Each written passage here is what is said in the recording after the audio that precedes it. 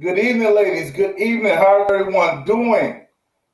I Excellent. believe, I believe we have everyone here. I see everyone in the studio. Welcome back. Welcome back for part two of a talk with the sisters. Um, Amazingly, I got a lot of inboxes curious about what we're going to talk about this week.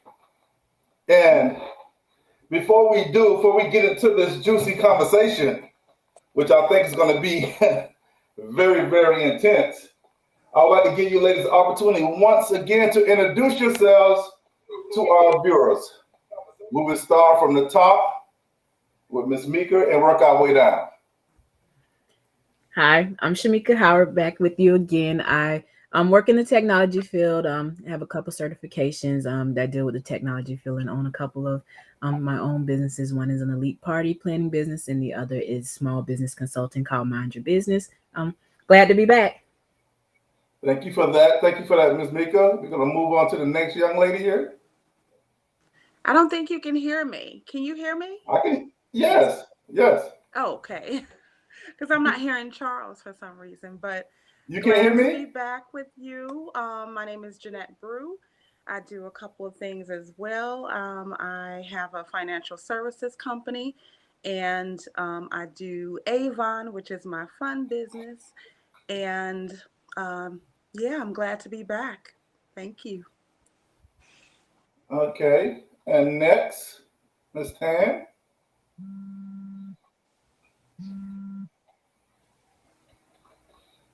Miss Who, Tangela. me? Oh, okay. I didn't hear you. Okay, I'm glad to be back. My name is Tangela Clark. I'm an accountant. I'm a book author. I graduated from Florida Memorial University. I have a business administration degree, and I'm excited, ready for our next show. And last but not least, I'm Yvette Bridges. I am a librarian. That's enough. I do everything. But I'm happy to be here. Been doing library work, not necessarily as a librarian, but been doing library works. I found out since I was 7, but not for real, since 2004 until now. And so now I'm in Columbia doing my thing at University of South Carolina. And I think we're gonna win this thing. Yes, I'm looking forward to tomorrow. Yes, I am. Okay, but let's go ahead and get to what these subjects are gonna be tonight. I'm waiting. all righty, all right. Thank you, ladies. I really appreciate your introductions. And tonight, as I said, we're gonna right quick, Mika. All you have to do, you should be able to hit share at the bottom of it, Mika, and then share it. It should allow you to do it. Can everybody hear me? Is it just me or I can't hear him? I can hear you. I I can can hear hear. you. Who cannot hear me? Charles, I can't hear Charles. Can anybody hear Charles? Sh- I can hear him. I don't know why. What's I wrong? think she just logged out. She may be logging back in. Should I Yeah. log out and log back in, you think? Yeah. Try to go out and come back in. Tell her to try to go out and come back in. Here, I'm gonna log out. Okay. She's logging out now. Okay. So we're gonna wait for them to come back in, ladies and gentlemen. We're gonna wait for these other two ladies to come back in, and we're gonna get this thing going. So it shouldn't take them long to come back in. She's back. Let me see. Can she hear me now? Can you hear me now? I can. Yes, I You can. can. Yes, I can. Okay. Okay. Yvette, your screen went blank. I'm not sure if you are aware of that or not. We're gonna wait for Tan to come back as well. Mika, were you able to do what you was trying to do? Well, I wasn't trying to do anything. What did I Oh, send you a message? I thought you sent me a message saying how do you share? I'm sorry. Oh no, that wasn't me. I shared Okay, it. okay. All right, I think we got Tan back. Okay, let's see, can she hear me now? Tan, can you hear me? yes, I can. Okay, you can hear me. Okay, great. All righty. Okay, so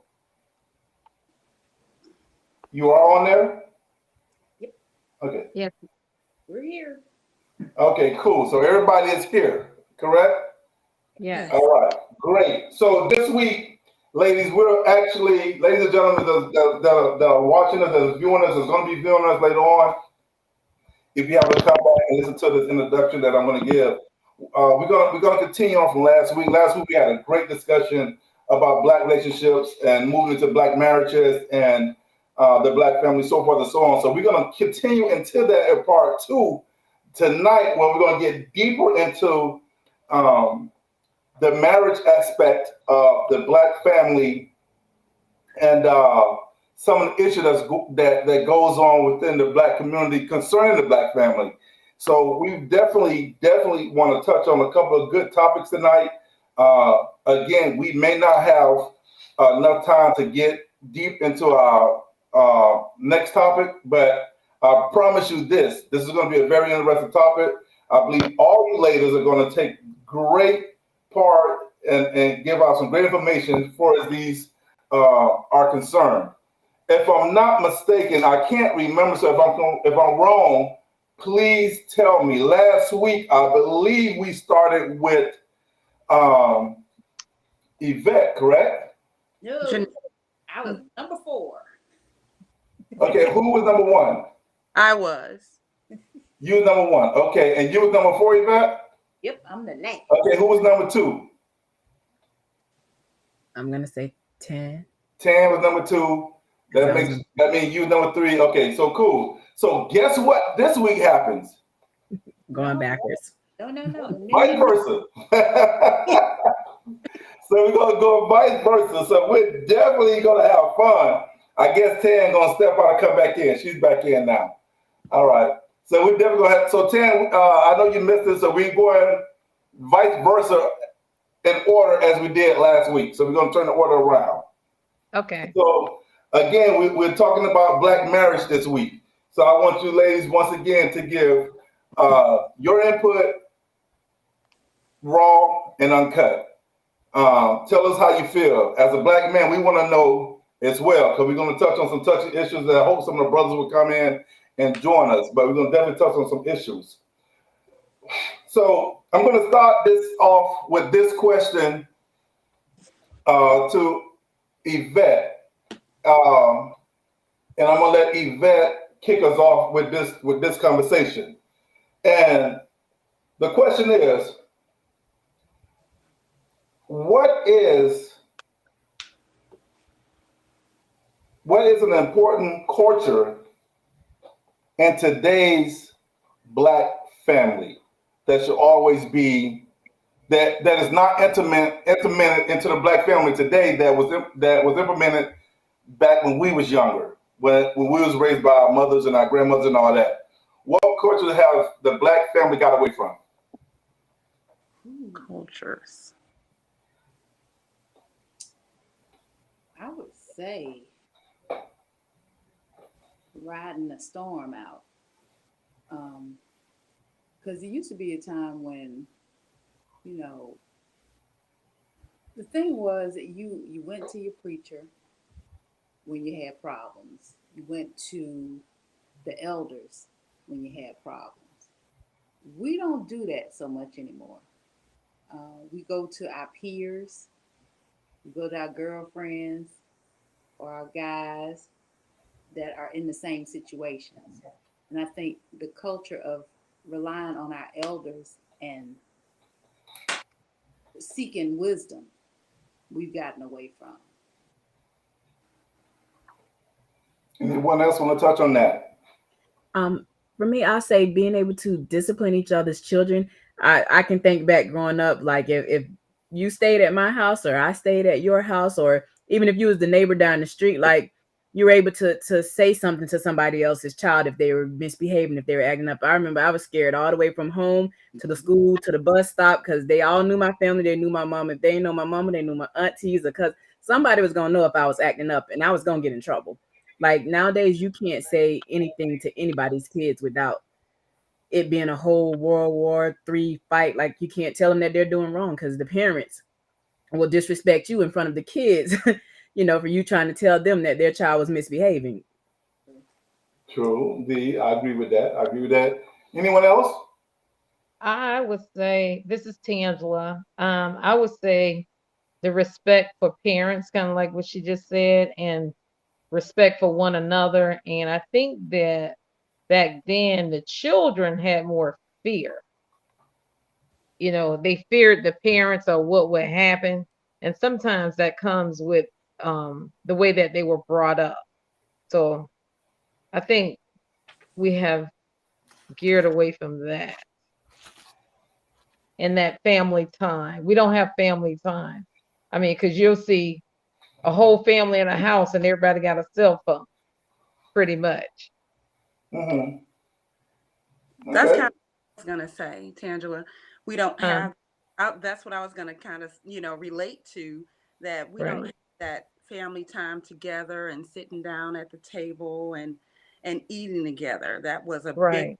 factor back in the day where we would come together. Mom would call you out before the lights went out, and you Mm-hmm. come running in, at a certain time, and you eat at that time. And that was a really good bonding time that I think a lot of parents, the kids go off and they eat in the bed, or you eating in the bed. So we kind of lose that togetherness time. And I would also say that something that has changed that I see a lot is fathers are taking care of the children. Mothers have to work and do a lot of extra work and do a lot of juggling of hats. And, I just see a lot of men now taking care of the children. And that's a big change. They're now the nurturer. And, so yeah, that's what I would say. I am so glad. Thank you, ladies, for that. I think that was very, very in depth, and I appreciate that. I think the audience appreciate it. I want to say to the people that are watching us, thank you guys for coming in and joining us. We really appreciate it. We ask that you guys please, if you have any questions, just type your questions in the comment section. We would definitely see your question directly to any of the ladies that you feel like you would like to, and we will read that question to that lady for her to answer it for you. If you also on here and you're trying to get on here, hopefully that you've already gone to the YouTube channel and checked us out and subscribe. These ladies definitely we're going to go into some deeper topics. I have a list of things I want to ask these ladies, and I just want to back up right now and touch on what Jeanette just said, which is really interesting because I had a question that was coming up, not right now, but I did have a question that was coming up shortly, and I want to read something to you ladies, and then we're going to get into the next questions because these questions are, oh Lord. I hope some brothers, if you brothers are joining us, please stay in. You definitely want to hear what these ladies have to say about some of these topics. There is a article wrote a while back, matter of fact, in 2020, by a young lady, and this young lady, she was talking about stereotypes about Black fathers. And piggybacking on what Yvette said, the article starts off by saying this in the very first paragraph. The stereotype of Black fathers as absent and Black children as fatherless was first introduced over 50 years ago. Has like many racial stereotypes, refused to die. Now,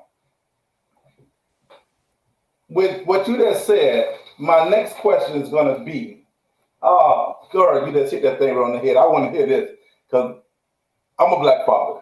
So I definitely waiting to hear this one here. My question to, I believe the next person was Tan, correct? Shamika. Yes. Shanika. Oh, Okay, Mika. so Mika. here we go. We're going to keep this thing on with you, young lady. And the question is going to be, what should we or can we as Black men do to stop this stereotype about us not being fathers to our kids and being in their lives? What is your input on this, and or the whole panel input on this? and how do you see this stereotype playing out? Can it ever die? Will it ever die? Or are we stuck in this stereotype our entire lives? So I'll say the stereotype, as with anything, people focus more on the bad than the good. So while there are more fathers present, a lot of people focus on the few that aren't and then exacerbate that. So that's how the stereotype it keeps itself going, is because those few bad apples are spoiling the whole bunch. I think what can happen, one thing that Black men can do is hold other Black men accountable when you encounter it. Like if you have that friend, that brother, that cousin that you know is not a part of their child's life, or isn't there present, hold them accountable. Like man to man, say something to them, because oftentimes it's like, well, I'm a good father, but my brother over here is a big old deadbeat, and nobody says anything about it. You as a man don't hold that other man accountable. Don't have that man to man talk with him, brother to brother, to say, hey, like, your baby mama is not the one that's acting crazy. Like, you're a little bit out of line, and your child should be the most important. And I think like that's one way to kind of get rid of a lot more of those bad apples, is that the good apples need to say something. Cool. Okay. Okay. Next. Angela. Is it me? Whoever is open. Oh, okay. I agree with what she just said. I'm gonna kind of twist it a little bit, because I don't think it's just the fathers. I think it's the mothers, because you hear the mother say, well, my son or my daughter wasn't raised with a father. But you got to remember, the child don't pick the mother and the father. The mother picks the father, really. So I think that the mother plays a big role in the man that she picked to even have her child or what have you. Just say, if she's just dating this guy, he's a deadbeat. She knows his background. So she knows he wasn't raised with a father. And I'm not saying that there cannot be turnarounds, but sometimes it's the choices. So I think that the mother has a part to play too. Okay, so, and that was one of the questions that's going to come up. I'm glad you interjected that to now. Appreciate that. So you're saying that the mothers are choosing the bad apple, and that's the reason. I just want to make sure I understand. You saying that's the reason that we have so many fatherless children, as they like to say. But let me speak for the brothers. Okay. I totally disagree with you. Okay. Because every man that every man that a certain lady chose doesn't mean he was a bad apple. They could have fell out. And when they fell out, she became the bad apple. Because you and I know, all of us know, that you have a lot of mothers who plays the kid against the father and not allow them to communicate or bond. So let's not just say it's the bad apple of the man when she, whoever she may be, has chosen to keep this child away from this man, or not, because she didn't get what she wanted. She don't have him. He's with somebody else. Now she's pissed. So, okay, well, I'm not going to have my son, my daughter around her, blah, blah, blah, blah, blah. You know what I'm getting at. You know where I'm going with this. So how do you fix that? Because it's not always the guy. Now, don't get me wrong, because as Mika said, and I agree with her, there are some deadbeat dads. Okay? So, and at the same time, there are some good dads who are attempting to be fathers, and the mother is denying the opportunity. So what do we do about that? How do we deal with that situation? Because that situation is big. And if you don't agree with me, I understand. But that situation is huge. I don't agree with you. Okay. Well, go ahead. Go ahead. Go ahead. No, I was just gonna say about that is yes, the men have a little ways to go as far as, and they used to not be much involved because they were running the streets and they were doing many different things. But I do believe that a lot of the men have stepped up. And I do see a lot of men, having the full custody of the child, you know? So I don't think that, yeah, there are some bad in women and men. But for the majority, I think the men do want to take care of their children. And some women do hold that against them because they want more from that man or something. And, but not many women do that. Some women do, but, not all women do that. So, but I do think, as far as in that first question, the men are going to have to show each other that we are here. We are helping our family. We are here for our children. We're here for our women. And as they do more and more of that, I think more and more men are going to gravitate to that and start doing that more. I think now it's being seen everywhere that, hey, instead of tearing the woman down, build her up. Instead of pushing the kid off, pull them towards you, like help, build this child. So that's what I think. Seeing more of that would help them change that. Okay. And I'm with I you. want, yeah, I would like to say something. When you said that you disagree, Charles, I didn't really say that it was just all the men. I said it was women, but I agree with what she just said too, because the men was really supposed to lead and be the head of the family. I agree. So it's not all men that are not heads. I think it comes with maturity and exposure, because you can not even know how to father a child, but because you've been exposed to somebody that can help a man out or help a woman become a mother as well. So I think it's environment, exposure, environment, and maturity. Yeah. Okay. Miss Yvette, you got anything? Yeah, I want to speak to Tangela's point. To go along with that, I think because we got away from being a village, men used to help men. If you had a problem with your baby's mother, the men would come into play and get their wives to come and talk to that woman. They would intercede Hmm. and come and say, okay, the baby is the most important. If you don't want to talk to him, that's fine. We'll take the baby over Right. there. And the men, when the man was messing up, the deacon boy would go over there and talk to that man and say, listen, you can't be doing this. You need to get right. We don't have that community anymore. We can't talk to each other because first thing we're going to do, we're going to try to hit somebody. You can't tell me what to do. I'm grown. I want my respect. You ain't earned no respect. I'm from a different generation. The generation today has been taught that they get respect and they've done nothing to earn it. It's just off the rip. That's what you get because you were born.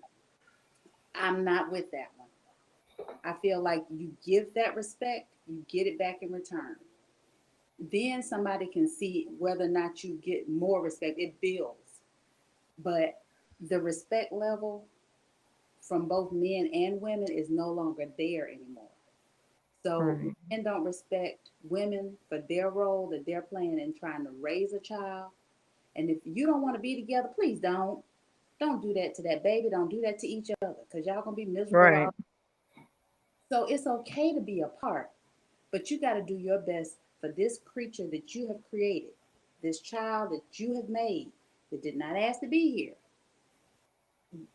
Good, bad, and indifferent. When y'all were together, y'all were together. You have this beautiful child that you're supposed to raise together. You don't have to be together though to do it. And I think Right. a lot of times women want to hold on to a man that don't want to be held on to. Don't hold Hmm. on to him. Let him go. It's gonna cause you a whole bunch of misery. For what? No, I can do good by myself. I'll find somebody that want me. I don't want to be nowhere that don't nobody want me to be. I'm good. Thank you. True. But That's that's what the young absolutely. people don't get. They just want to be held. They want to be loved because they're trying to find love somewhere. They may not have had it at home. That man may be looking for love. He don't know the consequences of that love. Then when he get all this extra, he not ready for it. So it's just a matter that the village needs to get them to where they need to be willing to take from the village. And these young folks sometimes ain't ready to take. I done tried to stop a little girl in the grocery store, almost beat me. I'm like, okay, you ain't ready to receive. It's okay. I'll check you later. But we got to start talking to each other and not be scared of each other. I really believe a lot of folks scared to talk to these young folks. I ain't scared. All I do is back up. You start swinging, okay. I don't heal like that no more. I ain't gonna fight you. I'm just gonna walk away. I think there's several different dynamics to this. Like, we discussed the man not being there. We discussed the woman holding it against the man, but there are like so many dynamics that break it down. Like, I live by the philosophy, I'm divorced, and I got divorced when my son was probably like 1.5, and initially there was that super anger for how my marriage broke down, and I didn't keep my ex-husband away from his child, but the way that I interacted with him, like just the pure, I'm not talking to you, here's your child, that energy came off, and my child started to feel it, so he started not wanting to be with his father, and they were best of friends. And so to me, I was like, wait a minute, I'm damaging that child. And I started living by the philosophy of, I love my child more than anything in the world. I would give my life for my child. And if I could give my life for my child, then I can surely get along with this person for the sake of my child, because it's not killing me. And the moment that I took on that mindset, it became a whole different interaction. When I say we have family game night together, I'm divorced, he's remarried. We go on vacations together. My child never has to say, who am I spending this birthday with? Because mom and dad can't get along. Who am I spending Christmas with? Who am I spending no holidays, because we're able to do it. And I used to say this all the time, and all my friends were like, what you guys are doing is amazing, but not many people can do it. And I was like, it's easy. If you'll die for your child, you can do it. And then I had my daughter. And I realized like it takes both people to have that mindset, because her father does not have that mindset. He's of the mindset, if I can't have the woman, then I want no parts of the whole thing. And that whole the woman chooses the man, he actually has custody of his other child and was a great father. So it was like there was no indication that he wasn't going to be a great father. Situation changed it to where he just decided he wasn't going to be a great father in this situation because it didn't work out to how he wanted it. And those things all come into play. And that's where it takes those men who are being accountable to come and step in to make other men be accountable. It's like, hey, bro, what you're doing is not right. Like, that girl don't want you, that's fine, but you still have a child, or whatever the case may be. So like it really does take, like you said, it takes the village, and it takes maturity. It takes people being able to understand that the relationship not working out has nothing to do with you being able to be a parent to your child. And if you put it, I'll die for them, and you make it just that, like if people just break it down to just that simplicity of I'll die for my child because that's how much I love them, everything else is a piece of cake. Okay.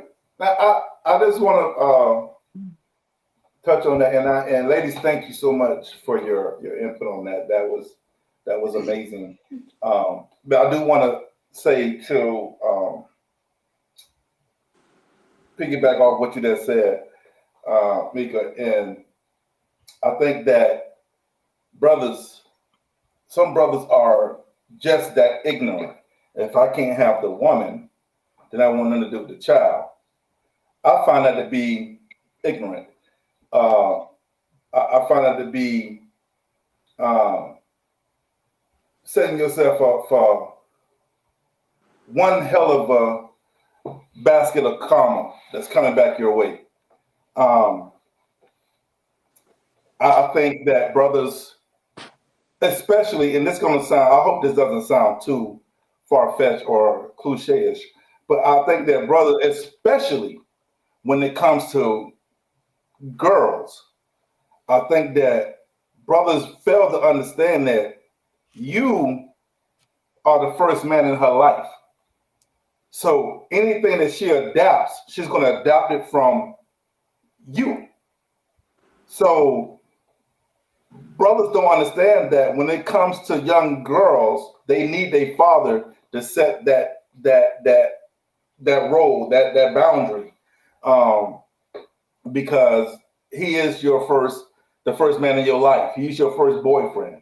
You know what I'm saying? So it's amazing how I see a lot of these brothers don't want to be in their kids' lives, don't want to be in their daughter lives, and their sons. Now, don't get me wrong. I'm not going to get away from that because I really believe that a king has to be in his predecessor's life because he's going to take your place. Therefore, he needs your attributes, your training. He needs to see what his dad, his king was. So now when he becomes the king, he knows how to carry himself accordingly. So yeah, I'm with you on that. I definitely hate when guys, because they can't have the woman, they don't want to have them do with the child. I think that is very, very ignorant.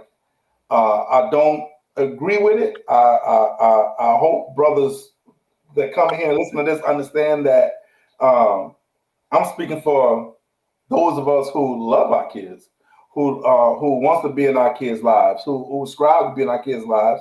May not always work out, but we try. So I'm with you on that. I appreciate your candor on that. I appreciate your input on that. I think it was.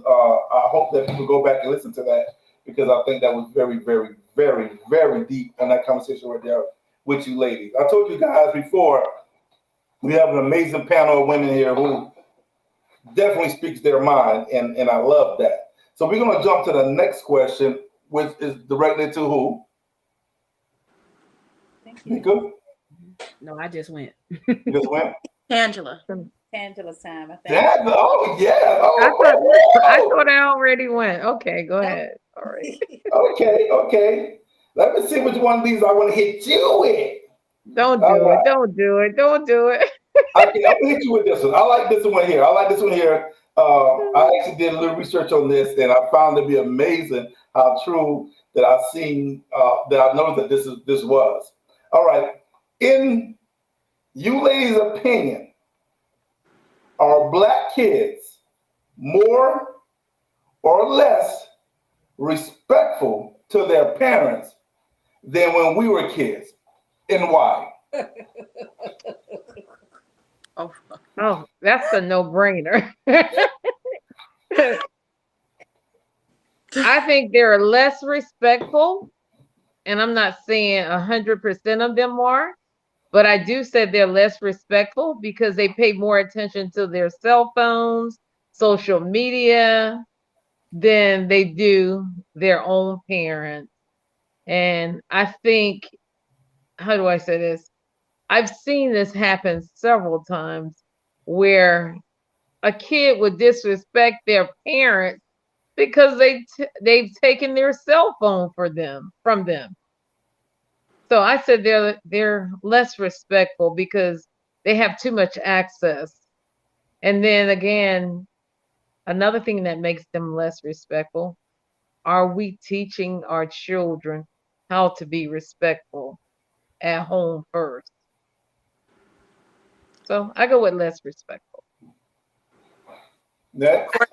I'll piggyback off of Angela because they are definitely less respectful. And Yeah, growing up, we had Big Mama. We had a really strong head to, not take all the different things that we kind of allow now because we don't have as much time to right. dedicate to helping them get all the things that they need. We're constantly going. So in the younger generation, the one under us, they have even less time mentally. So they're dealing with a lot of mental issues now.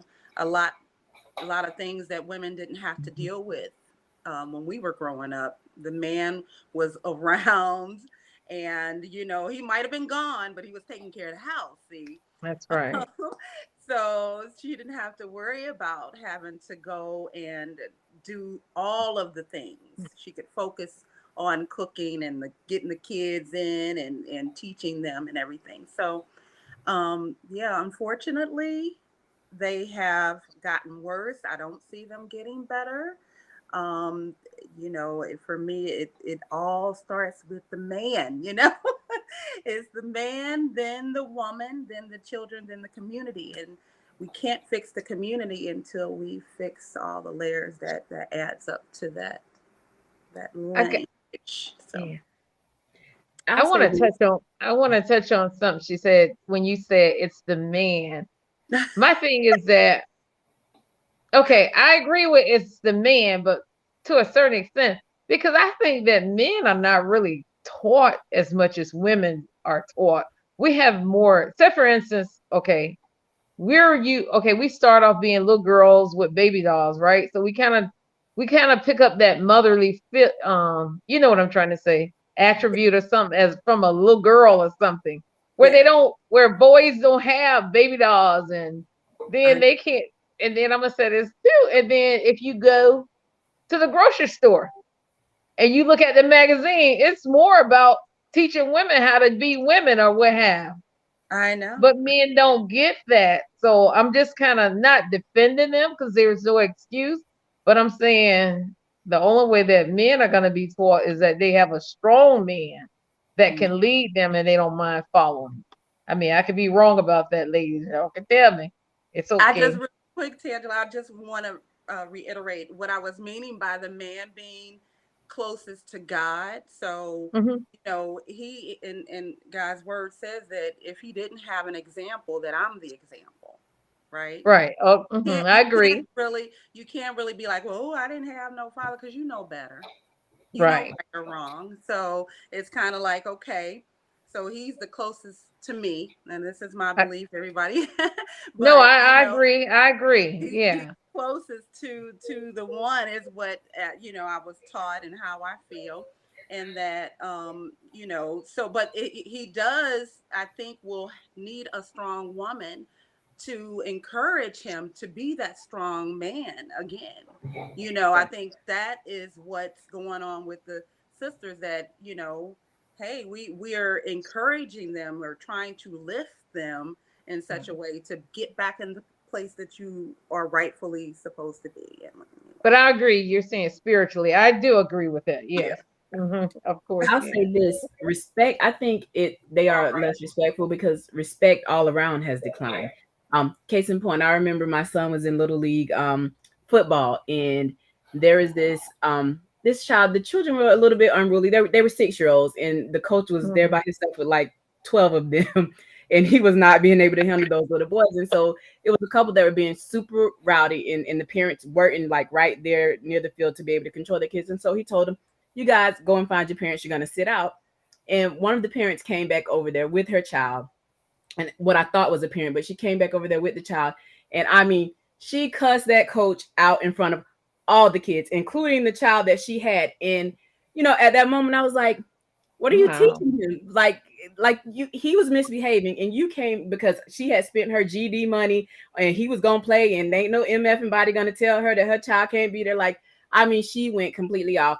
So the coach let him back in, and probably 2 plays later, he drop kicked the little boy that wasn't even bothering him. So I was like, hey, I'm taking you to, your mother, because she just complained about, you being kicked out and that you weren't misbehaving, and I just witnessed what you did with your.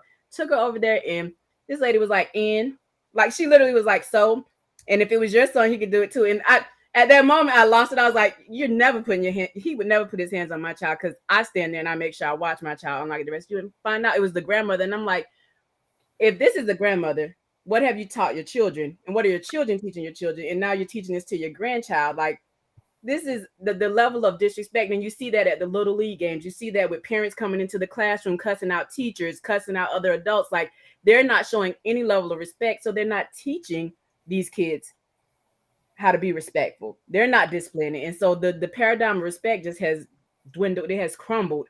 And that's why we're getting kids that are disrespectful, because their I parents agree. aren't doing their job. Yep. I agree.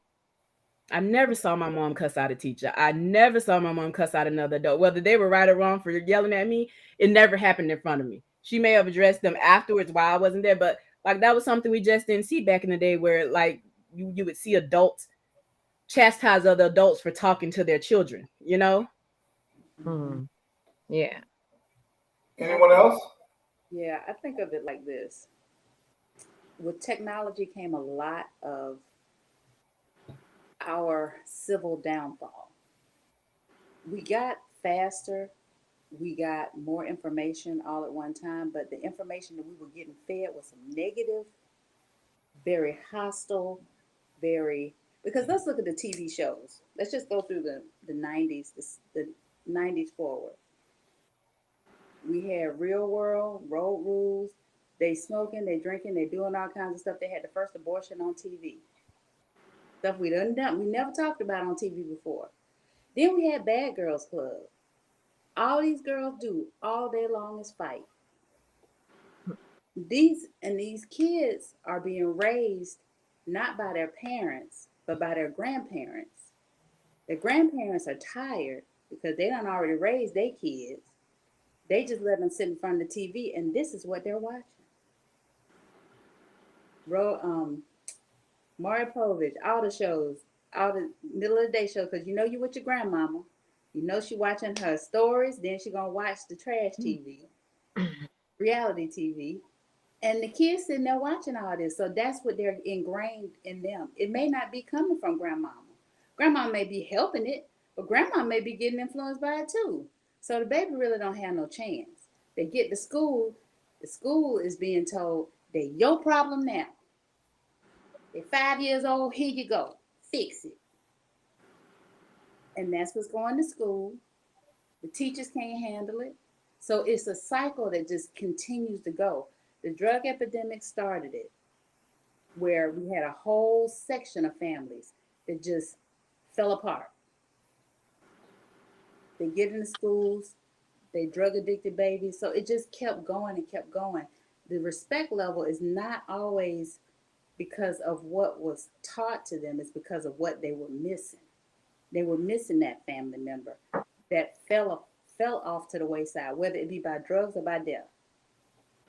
And they kept losing and kept losing. And so we just don't have the same society that we had. And then they're getting fed all this every day, all this negativity, all this violence. And they don't have somebody to reinstill in them what real respect is. They think respect is this. They think respect is this. So that's all they're getting every day. And until they have somebody that sits them down and has that personal attention, the schools can't do it. And that's where they are majority of their time. If they're not at school, they're at home getting reinforced with the negativity. So until we find a way to get that community back in line, I think we're going to continue to have this negativity, and we're going to have to figure out how to talk to these kids because they don't have the respect. But until you talk to them and get them to understand that this ain't the way, they're going to continue on this path. And we got to take the time to talk to them and not be scared of them. Okay. I like that. Ladies, thank you. That was amazing as well. Everything you ladies are saying that is amazing. Yeah, I just want to say that I definitely agree with you ladies on that. That's why I asked that question, because I wanted to know how you felt about that, and I definitely 1% see the same thing. We are living in a world today where kids are unlike anything we were. I think that this generation doesn't value life anymore. Right. It's cool to kill. It's cool to die. Thinking it's a video game where you don't have no second chances. So this generation is way different. Now, we didn't have video games, as I want to say. Yvette said that we had to be in. I don't know, Yvette or Jeanette. I'm sorry, but we had to be in when the street lights came on. You know what I'm saying? We weren't allowed to play the games until we did our chores. We weren't allowed to play with our friends until we did our chores. So this generation is amazingly has such a lack of life. So it's sad that it's gotten to that, and hopefully we can definitely. I think it's going to bring us to our next question. Before we get to our next question, I just want to say to all of our viewers, I don't understand why. I see you guys' questions on Facebook. I can't figure out why it's not filtering over to us so we can see it. But I will read your comments out of respect for you joining us. I really appreciate it. So I want to give a big up to D Wade, my college big homie right there. I appreciate you. Benedict College for Life. You know what I'm saying? BCBC, you know, you know. Okay, I see you up there. Miss Elaine, thank you for joining us tonight. Miss Netta Butterfly Jones, thank you for joining us tonight. The YouTube link is Par 24 The Sauce. I believe if you log into that, we should see your comments because the comment section is open, but we're not seeing your comments. But I'm gonna read um, your comments to the panel if they because I don't think they can see them either. Can you guys see comments? Because I don't know if you can or not. No. I can see them on the Facebook Live because I'm logged in from the phone to see it. Okay. So Netta Butterfly Jones, I want to read your comment if I can pull it back up here. See, can I get it back up here? It's like your comment is hidden. I don't know why, but can anyone see Netta Butterfly Jones' comment? Yeah, I can see it. Her comment is when we were talking, it looks like it was more about when we were talking about the fathers and being in their daughters' lives and being their first heartbreaking example of stuff. She you want me to read it? Yes. She says, and sadly, their first heartbreak as well, which steers most girls, if not strong-minded enough, into the world of dating men just like their dad. So that was an earlier topic we were talking about that she commented on. Thank you. I appreciate that. Netta, we thank you for your input on that. You're absolutely correct on that. Thank you once again for your input. And Miss Elaine, I believe she's on the topic of what we're just previously talking about, kids of today. She says social media, video games, and peer pressure will raise your kids. We still must go by the old ways, train up a child in the ways he should grow or grown. We raise hogs, but we train children to be adults. Okay, speak, sister, speak. I like that. I like that. Definitely like that. Well said. I want to, before we go on, ladies, to our viewers, thank you guys for coming in. I can't see all who's on here, but we thank you for joining us. I'm looking at both pages, and amazingly that you guys are coming in. Please share this live. Please share it. Invite people to it. You can invite people to it. Invite people to it because we want viewers to hear this. We've definitely got a couple of more topics that we're going to cover. Now we're going to get a little friskier, as I like to say, and see where we go at from here. Please go to YouTube and subscribe to the channel today and hit that like and notification bell so you don't miss any of this amazing conversation we're going to have with these four beautiful sisters on this panel. But with that being said, we're going to move on to the next question. And hold on, I'm missing somebody. I am missing somebody. Yeah, Jeanette dropped. Yeah, She'll probably be back. she'll be back. Who was it? Jeanette. Oh, she's back. I see her. There Okay, she is. she's back. Ain't it's on you? You trying to run? Well, my phone rang and it messed up the whole stream, so I had to get out to Oh, again or something. okay, I But I'm thought you were trying to run because we were coming to get you. We were coming to get you. All right. I'm back now. All right, ladies, are you ready for this next question? And let's go. Let's go. All right. So here goes the question. Okay. Why are black men and women turning to our white counterparts for relationship and marriages? Well, I Wow. would say, I would say for something different. You know, we are really seeking longevity and powerful relationships and level playing fields, right? And it was a big stereotype at one point for me. to date outside your race and, all of that. But I think as people, I think black men has done it way more than black women. Like now I'm seeing more and more black women are choosing um, other nationalities. But and I think that's for a different experience. Yeah. I would say I think it's because we go back to that financial stability and where they are in life. Our, our our women are outpacing our black men. And it, we're tired. We're tired of the we gotta raise a man's we gotta do the black love, that struggle love. Like we're tired of it. And I think unfortunately other races and our counterparts, because of where they are in life and their earning potential and just where they are with their financial stability, even sometimes their emotional stability, because they they're just more on the level of what black women are now saying. This is what I want. I don't want to have to build this. I don't want to have to start from the ground up with you when I'm already up here. If Brad here, who works next to me making the same salary that I make and generally just loves my chocolate self, is willing to just step in and do all the right things. And sorry, Okay. Brad may not be a politically correct white name, but we're gonna use that. And I want to really quickly, Abby, for the ladies jump in that, that's not to say that,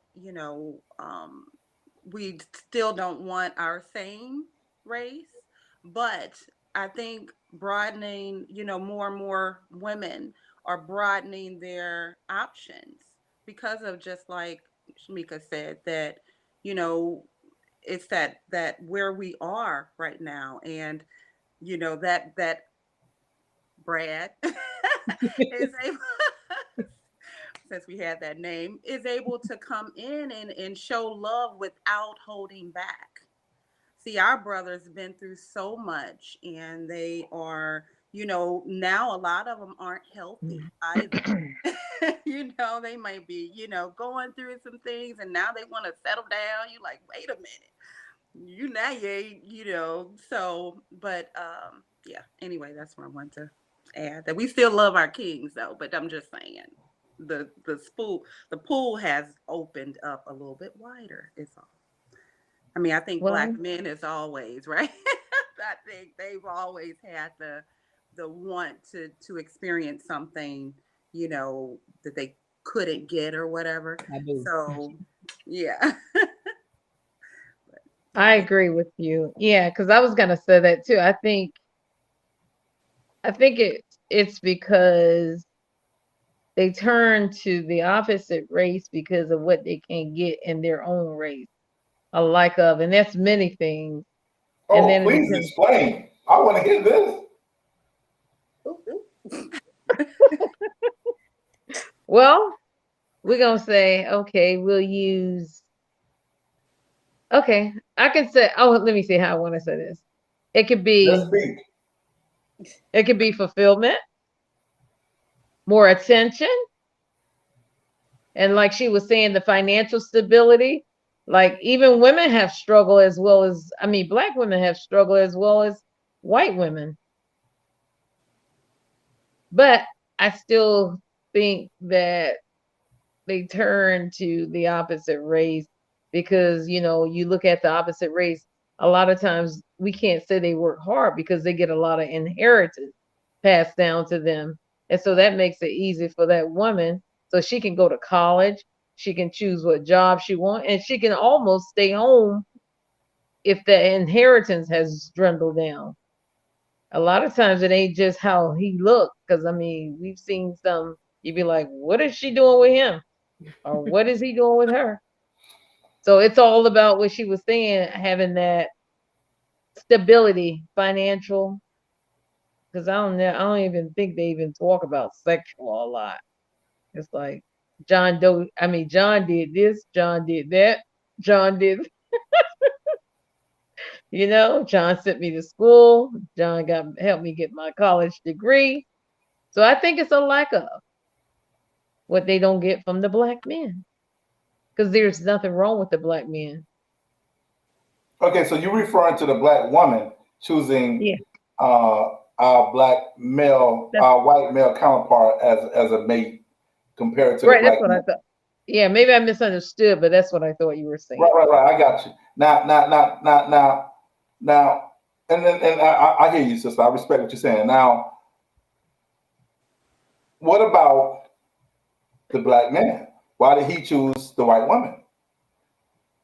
Now, I'm gonna tell you what I read, and Okay, then I'm gonna let you speak on that. I think he choose the white woman because only way he can choose that white woman to a point, though I'm not saying it's in stone, is that he's playing the opposite role as that man. Like, okay, for instance, maybe he's a basketball player, he's a football player, because he's gotta override what she already got.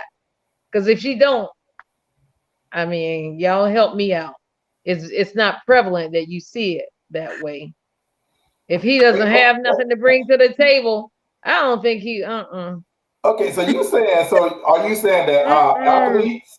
You I'm saying not that saying I'm athletes right, are but turned to white women for stability? Okay, I got that one. I got that one. Oh, But one second, Vet, because I want to make sure I understand what the sister is saying. You're saying that the black athlete is turning to the white woman for stability? no, I thought you switched it. Like, why does she go to? No. I asked you, why do the African American brother choose the white woman? Yes, we can see it, Bennett. Oh, okay. Why does the Afro? Because it's less that he has to do. Because Meaning, she's already, and that's when I went to the white woman when I said she's got the inheritance and all that that's probably coming through her family. But I also said if he turned to her, he better have something to give her. okay, so now Because I don't. Go I ahead. gotta play. I know I gotta play devil's advocate, sis. I gotta play devil's advocate because God bless his soul. We all love Kobe Bryant, but Kobe Bryant white wasn't rich when he married her. He what? I didn't understand you. Kobe Bryant white wasn't rich when he married her. She's not Okay, white. she not white though. That's right. She's black. Well, she's of a different race. I don't think. If I'm not mistaken, I Say, believe Charles Barkley say the married his college Kardashians. sweetheart. Charles Let's Barkley use the married his college Kardashians. sweetheart. She wasn't rich. Yeah, but she's not. She did. She hasn't. She hasn't went to the lineage what a white woman goes through. So I won't say her. I disagree with you by using her as an Okay, analogy. I won't use her. Back I'm gonna use down, Charles Charles. You Barkley. gotta back down because you are I'm you. gonna, Yeah. I'm gonna use Charles Barkley wife then. She wasn't rich. So you know there's that old stereotype is that uh, that white women are easier to control and to get along with. Like they Exactly. say that Ooh, the struggle with the black man choosing a black woman is I gotta put my glasses back on for this. yes is that they feel like we it's a We struggle. shake our neck. We do our necks. Yeah, it's the attitude. It's because we've had to Yeah. put up with all of the stuff before you got to that level, and they say it's an easier road with the white women. They're more obedient. They're more what's the word? they One of my play friends, them better. right? They're more submissive than Submissive. us as black women, and that's an easier road for them. And I mean, most people are going to take the easier road. If I can take the easier road, I take the easier road, and it's stereotypically stated that women of other races are the easier road than us black women who have had to deal with all the black man's trauma. Because we've been through slavery, right?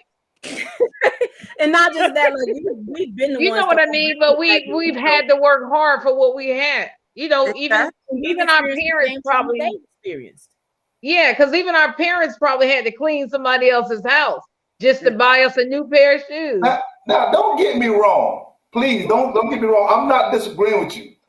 Now, I, how can I say? Okay, so and I'm pretty sure I'm probably gonna catch some slack from the brothers behind this. some of my white friends are probably gonna catch some slack behind this.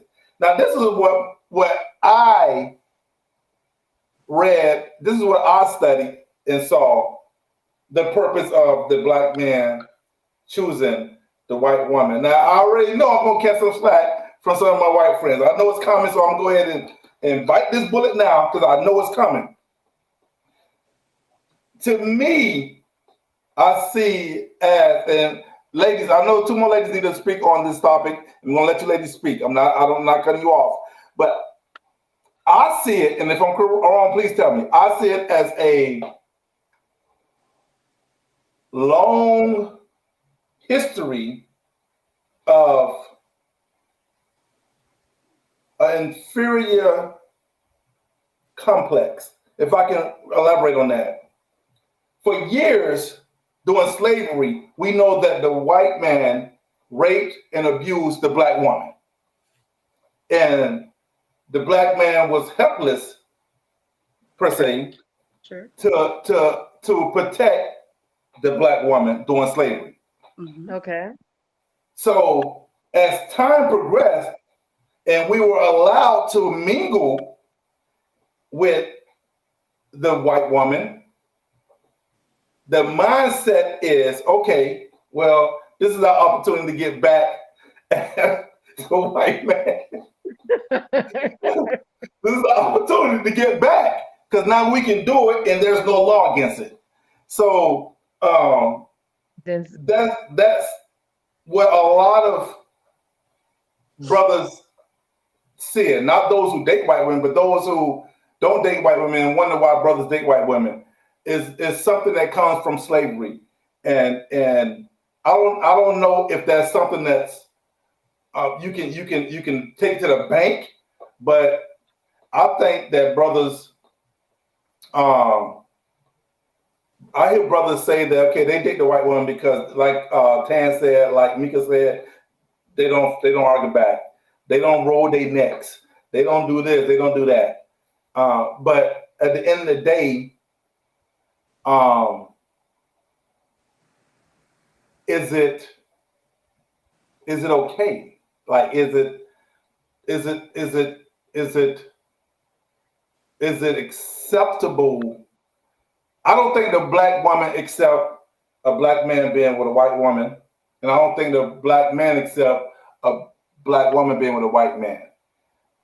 Right. To me, I Okay. have no problem. You date, you love who you love, but I think both of you ladies have some good points on that. I just look at it a little deeper than that. I think it goes back further than that. Yeah.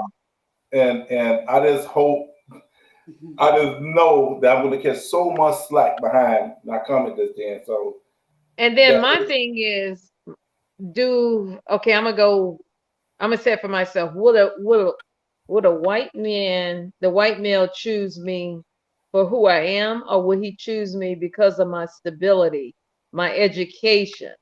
I may not have all that, but I am a well-rounded woman that I know how to carry myself like a woman. So would he choose me, or would he just choose somebody who's, and I'm just hypothetically speaking, that's going to be a Supreme Court judge or what have you, or even if she's in the what I want to say, in the makeup or the art, whatever business it is that she's in, or do he just choose me because of who I am, or do I have to have those certain things to qualify? I agree with you, and yeah, but I think that's on both sides of the spectrum. I don't think we can look at it one. I think that comes on both sides. Now, to Mika, I think it was Mika who said that. No, I think it was you, Tan, who said that brothers are more likely to date and marry outside the race than women. You're actually right. It's about a 60-30 split. Trust me, I had already prepared for this, so I already knew that the brothers are going to take the hit tonight. So I hope they understand, yeah, brothers, we're turning to our white people counterparts before we choose our sisters. Now, I want to let Yvette touched on. I think she had something she wanted. Somebody's missing. Who's missing? Oh, nobody's missing. Okay, Yvette, you had something you wanted to say? Well, I have family members. This is close to the skin here. They only want white women. And I don't have an issue with that. I had a serious issue with that. But you know what? They can have that. I didn't hear. So it's okay. But I think that with the choices, things have evolved. I think. I don't think it's necessarily the money aspect. I don't think it's the education aspect. It's you love who you love. Now, as far as if there is intent and that is only what you seek out, that's something totally different. I think that's something got going on in here. You are trying to escape from something. There is the trophy wife syndrome, that's a lot of it. There is the get back at master syndrome. I get that too. But there is also women, because I know my daddy told me in very clear terms, if I ever married a white man, he would never spend the night at my house. I said, oh, okay. So when you have family members that are close to you, that are dear to you, that kind of instill that in you, you kind of, but now there are options. And there's some good folk out there, but we have to be open to that. Everybody ain't open to it. And that's why a lot of women don't necessarily seek it out because of the stigma of it. You just gonna be his little, for lack of a better term, his little black slut. And that's the mentality they gonna have. And so they're not gonna seek that man out. But it's some legit good white guys out there that just want to have somebody to love and they really don't see color. Now, the world will show them color because when they go out together, they're going to see two different things coming at them. And they're going to have to come together and have an understanding of this is what the reality is. It ain't all roses. So it's not an easy road, is why some people not choosing it. But some people, they say, why not? If they've been dogged out by the brothers for 30 years, why not try something different? And it goes both ways because black women lie to their men too, and they dog men out, good men, dog them out every day. So they say, well, if the sister's going to do this to me, why don't I try something different? So I just think it's a matter of choice and being able to make that choice. And it's seen as okay. Now, black men do it a lot more frequently than black women. Mm-hmm. But I think it's becoming a case where more black women are seeking outside of their race, but not exclusively. I think they're just open to the opportunities that are being presented to them. If a guy comes up to them now, they don't look at him all crazy and say, oh, okay, let's go out. Let's see what happens.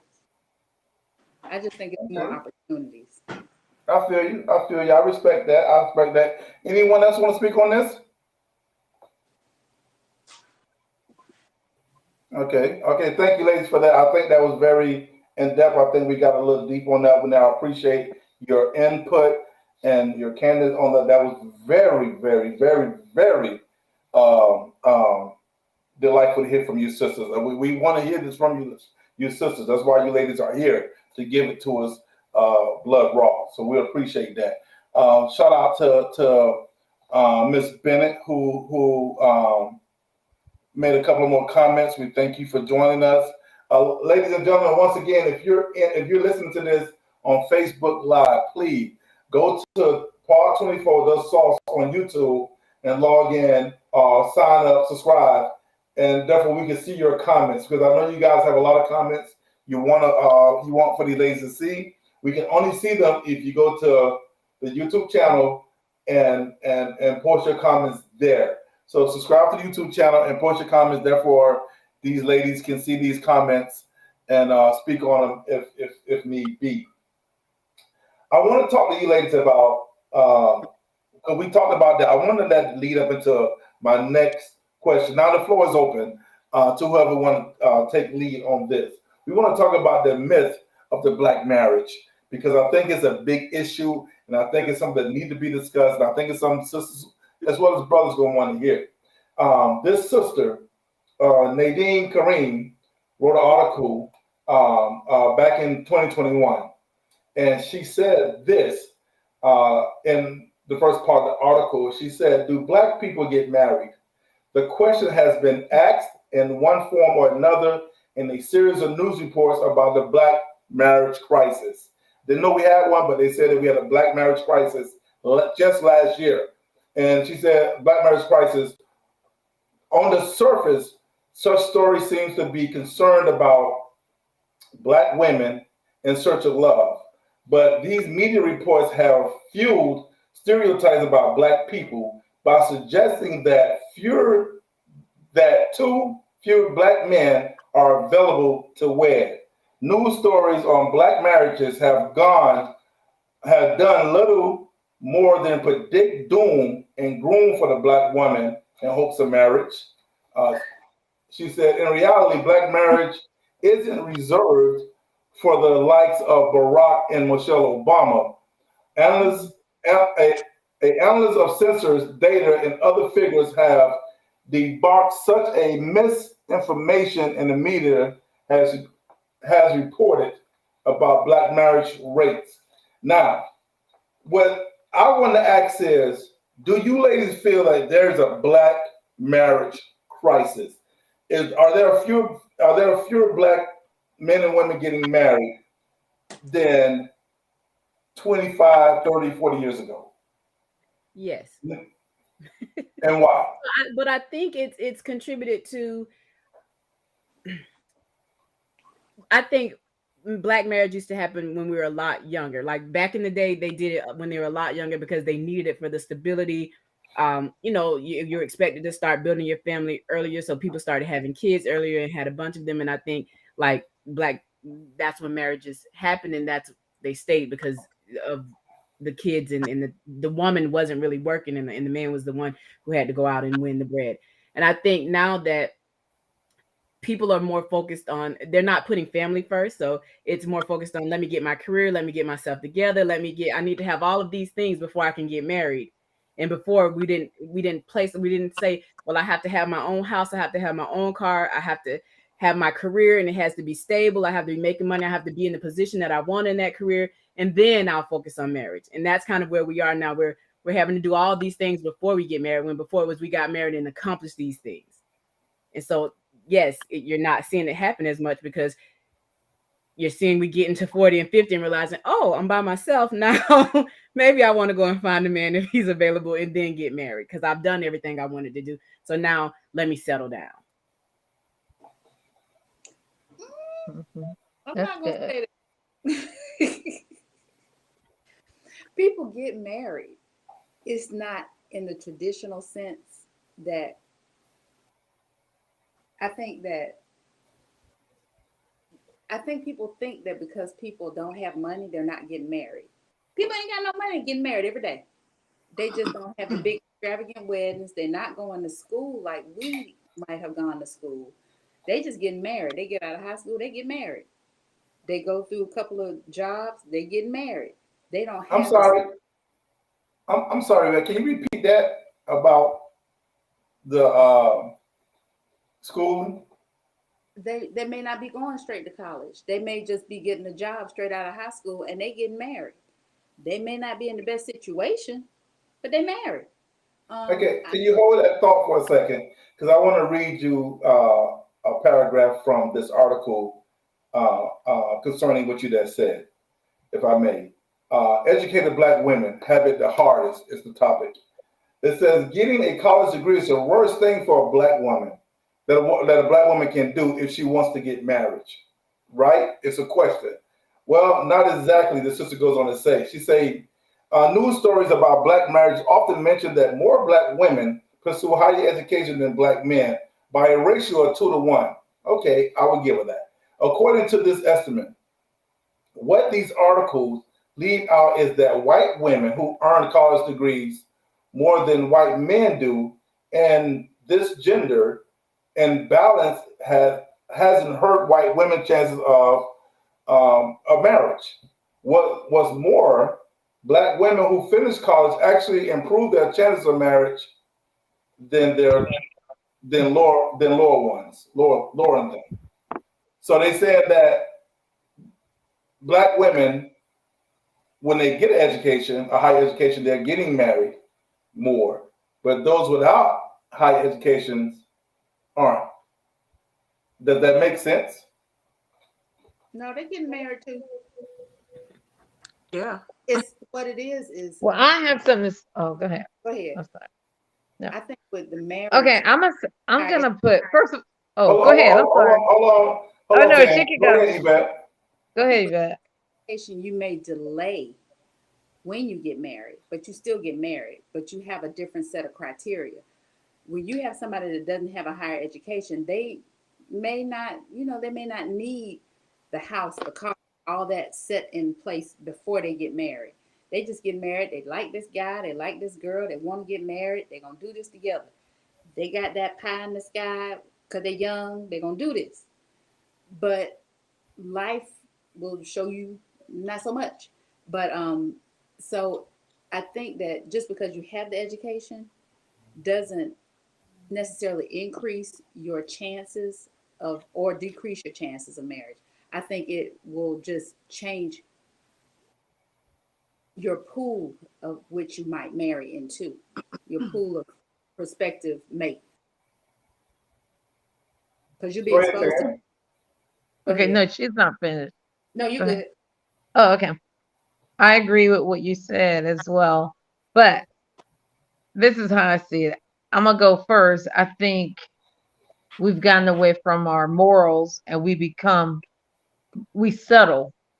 So a lot of times the reason why you find that Black people don't get married as much is because sometimes it's the way they see that their parents were treated or their friends were treated, how their marriage went. So they'd be like, if I got to go through that, I'm not going to get married. I may as well be by myself. Sometimes that's the response. And even as a woman, really, the woman is the one that really makes the, how do I want to say this? She's really the one that finalizes the marriage because she's the one that says, I do. So I think it goes back to a lot of people fear what they're going to lose or what they're going to go through or how they're going to be treated. So I think those attributes there play a part of why you do see less marriages, and especially for those people that have been through it already. So they're very apprehensive about, shoot, if I got to go through this again, I may as well be by myself. And y'all can correct me if I'm wrong. I Friends has been married 2 and 3 times. Huh? Y'all don't have no friends that been married 2 and 3 times. I got some friends been married 4. So I'm just Oh saying, yeah, I know. been Yeah. married multiple times and they get married young. So I don't think it's a matter that there is a marriage crisis in Black America. Well, Charles, is that an opinion piece or is that like Yeah. statistical data? I guess is what I'm thinking because It's an opinion piece. Yeah, it's not a definite, right? It's a like you said. Yeah. From my understanding, from what I'm reading, this sister actually, you can't see it, but this sister actually defends the black marriage. She doesn't talk against it. She talks about how corporate America and the news media of America uh, uh, put down the black marriage, try to stereotype both the black man and the black woman, discussing things such as because the black woman may average more money than the black man, then the black woman doesn't want to marry a black man that makes less than her. Which I don't believe that, but I've seen certain things on social media that speaks volume to that. Um, I and like. Oh, I'm go sorry. ahead. No, I was just going to add to that and what the lady said. I think there is a slight crisis in the fact that, I was with someone for 19 years, married for about 13 of those years, and coming out of that marriage and into the dating world, it is a totally different experience, right? You have a lot more choices, and you really don't want to um, just kind of choose anyone. You want to really kind of take your time and make sure. And I think that's happening with everybody. It's a shortage in people having children. There's a shortage in marriages, and because the options are so plentiful, they're having sex with dolls and all this stuff. So they're not having as many babies now. It's a shortage Now, in children. can you please, if you can, elaborate on when you said they're not having children? What do you mean? You mean black Like men and women? black, yeah, black men and women were having, at a huge, just a big rate years ago, just babies everywhere. And there is a lack of not as many children. That's a statistic also Now, that are you referring? Let huh? me cut you off. Are you referring to marriage or non-marriage? I'm saying well, period. I'm saying the black generation or the black families were having, or black people were having children at an alarming rate years ago. That has slowed down because men are having either sex with themselves, or they're having sex with dolls, or they're Now, having, or in women, too, women are having now, sex with dolls. now, I will let you hold that thought. Hold that thought. I just want to throw something at you right quick. Um, Hmm. this is another. Of course, I was doing my homework for certain things that may have come up. Now, I have to disagree with you when you said that black African Americans aren't having children. Well, the truth of the matter is, um, we still lead. Now I want to be perfectly honest with you because I don't want you to think that I'm trying to hide some stuff. This is single parents. We still lead the nation in um, babies out of wedlock. We still lead the nation. Like we're at like what was amazing. Now I won't lie, we went down. Don't get me wrong. As you said, the number went down. We was at in 2010. We was at 66%, and now, well, last year we was down to 64%. But we still lead the nation. So we're Hmm. having babies. We're still spitting them out. Okay. Okay. I mean, I don't know those are the numbers, but I do recognize that a lot more, there are just a lot more choices when people are talking about having a relationship with each other. They're choosing to, do their career, or they're choosing to be single and, in hopes of finding someone, but really not Mhm. finding someone. So there is, I think, a shortage in the amount of marriages or that's taking place as they used to be. I think, Okay. because of the lack of us having to get married before, you know, now, people aren't getting married as much. So go ahead. I'm sorry, Shamika. I had one of my friends come in because they're watching, but they're texting me. But they that we're living in like a tester society. Everybody, people will shack up without necessarily having to go through the art of marriage. Like we want to try it out first before we make that full on commitment. So people will get in a relationship and they'll live together and they'll have the kids and do everything that married people do without actually getting married because it makes it easier to Get out.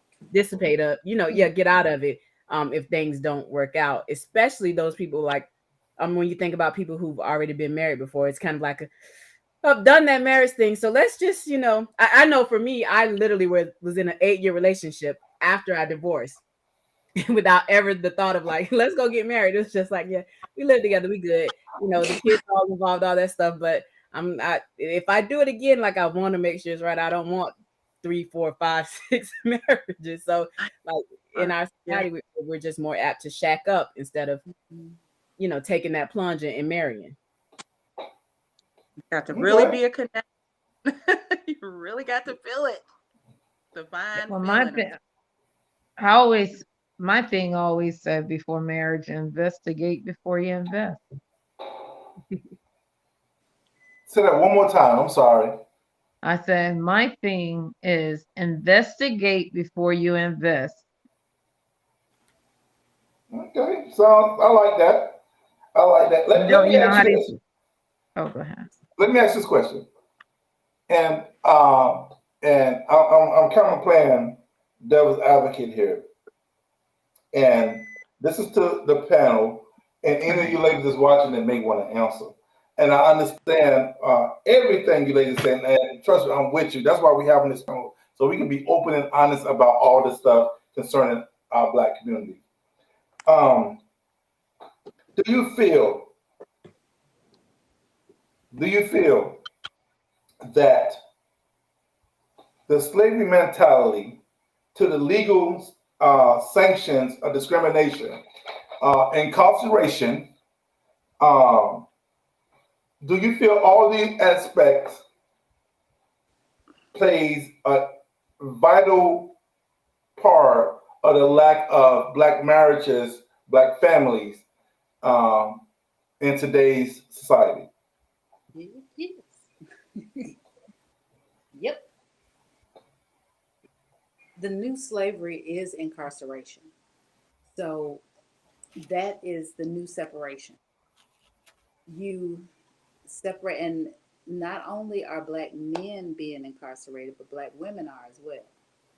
Black women are being incarcerated for crimes, usually to help their significant other, and she may take the whole fall for him, and he goes on to lead his life, but they may have children together, and he takes the children. So yes, incarceration is the new dividing block. And traditionally, people of color get stronger sentences and longer sentences, which disrupt the family makeup. So even if they are married, usually they don't stay married. The Remy Ma situation is a rarity.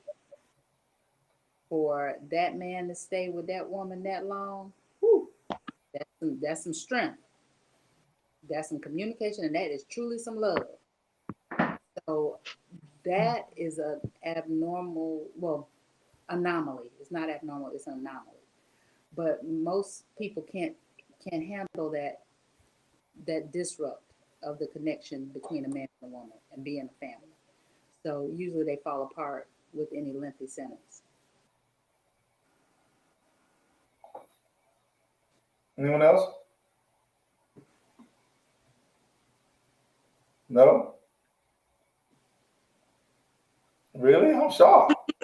Can repeat that with, you said, please repeat the question for me. The question was, do you feel that the slavery mentality, and I know we're in 2022, but there's still slavery syndrome in a lot of African Americans. So the slavery mentality, the legal sanctions of discrimination, meaning that there's a lot of discrimination for as jobs concerned, for as we know, police brutality, all the stuff that goes on in today's society, as well as incarceration, which is a big factor. Do you think that plays a major role as to why there are less Black marriages today? Well, I definitely know that, our trauma that we, still have been passed down from generation to generation, that holds the Black man and Black woman back.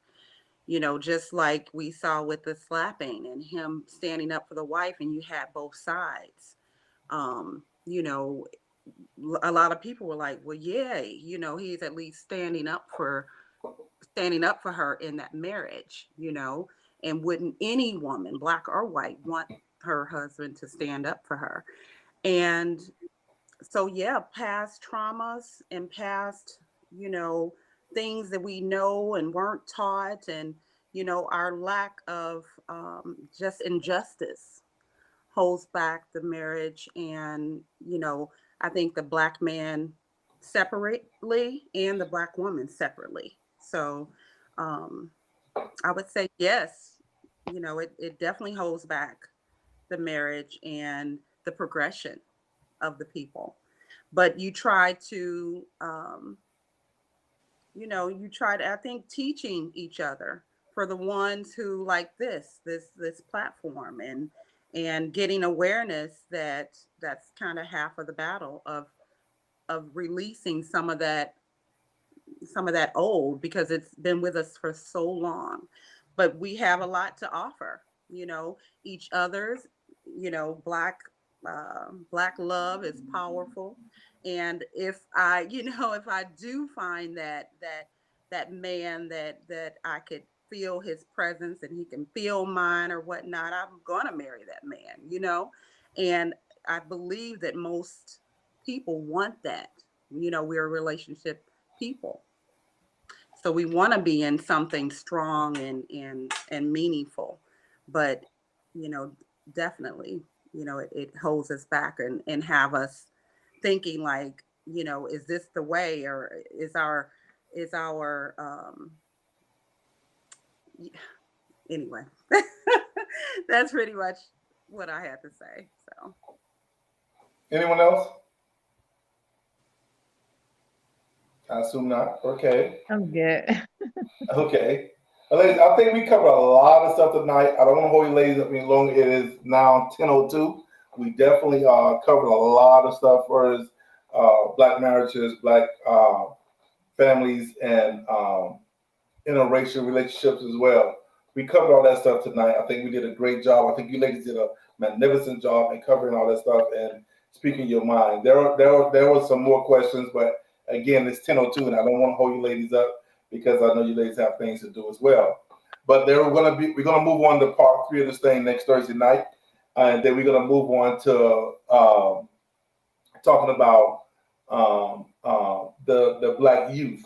So we're going to move into that area of this conversation, and I'm going to have some questions and concerns for as the Black youth is concerned, and see what you ladies feel like we need to um, find, or what can we do to find a solution to these issues that we're going to bring up to you.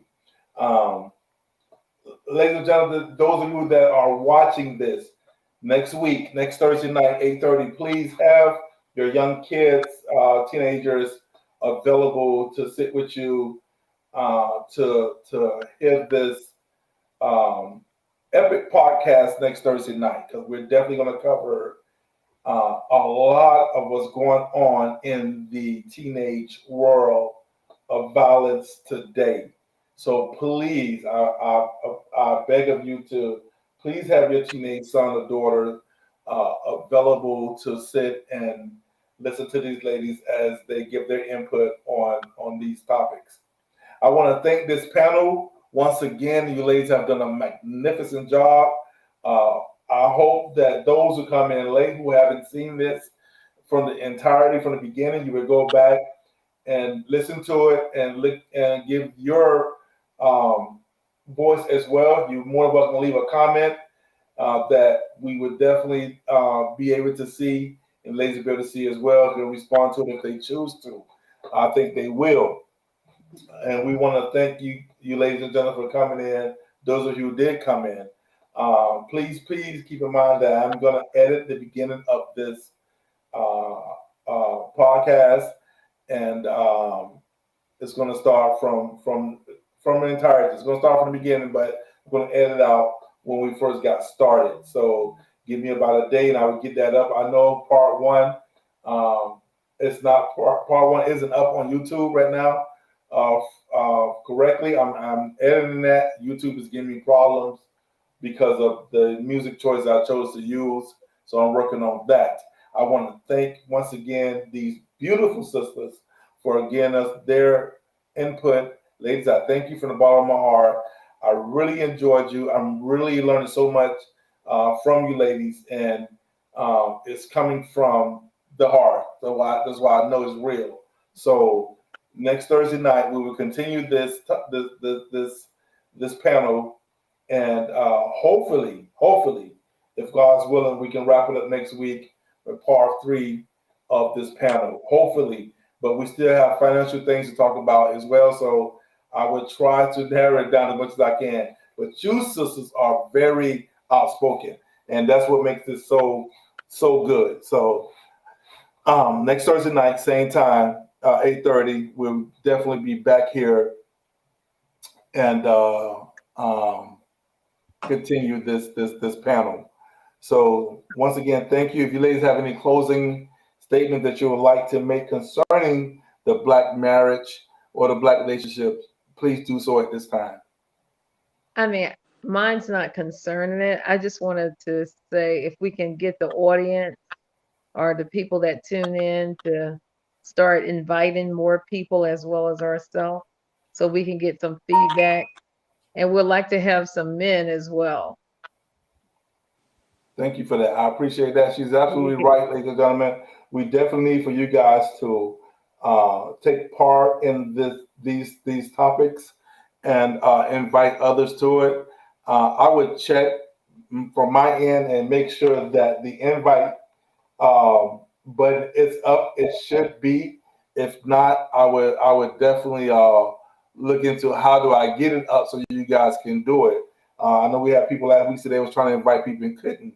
So I'm going to figure that out. Trust me, I got 7 days to figure it out. I will figure it out. But she's absolutely right. We definitely need some more brothers as well on these topics, especially next week, because next week is really going to go a little deeper. So we're definitely going to need some brothers on the topic next week. And I'm going to be making a flyer concerning next week. So we're definitely going to push the next 7 days really hard to get the viewers involved in this conversation. Hopefully, I'm not scheduled for surgery next week for my elbow. So if they don't do it, then we good. So let's just keep our fingers crossed. I'm not ready to go on the knife again. So so let's keep our fingers crossed. So I want to thank all of you ladies once again for your participation. Thank you, ladies. And I want to say good night to all. I want to say God bless to all. Keep your head up, and we will see you guys next week on Part 24, The Sauce, where we are bringing you all the live and juicy information that you've been wanting to hear and getting it raw and not having to sugarcoat it. So see you guys next Thursday night. And ladies, I will have that up for you tomorrow. If you want to share it, I will make it tonight and have it up for you by tomorrow afternoon. Okay, thank you. We appreciate it. Thank Awesome you, show. Yes, awesome. Thank you, ladies. Have a blessed evening. All right. Bye-bye. Bye-bye.